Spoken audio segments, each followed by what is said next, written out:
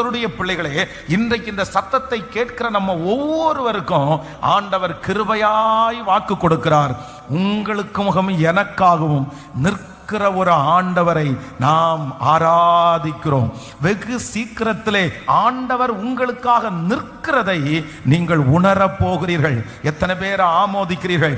அவர் கேட்டுவிட்டு போகிறவர் அல்ல, அவர் கேட்டுவிட்டு காது கேளாதவராய் இருக்கிறவர் அல்ல. இதுவரையிலும் ஒருவேளை உங்களுடைய சத்தம் உங்களுக்கு திரும்ப வந்திருக்கலாம். இதுவரையும் ஒருவேளை உங்களுடைய சத்தத்திற்கு எந்த இடத்திலிருந்து ஆன்சர் வர்றது மாதிரி ஒரு காரியத்தை நீங்க பார்க்காமலே இருந்திருக்கலாம். ஆனா ஆண்டவர் இன்றைக்கு கிருபையாய் கர்த்தர் வாக்கு கொடுக்கிறார். உங்க சத்தத்திற்கு ஒருவர் நிற்க போகிறார்.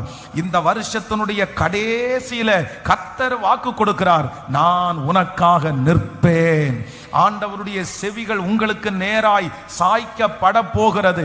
கர்த்தர் வெகு தூரம் பிரயாணம் பண்ணுகிற தேவன்.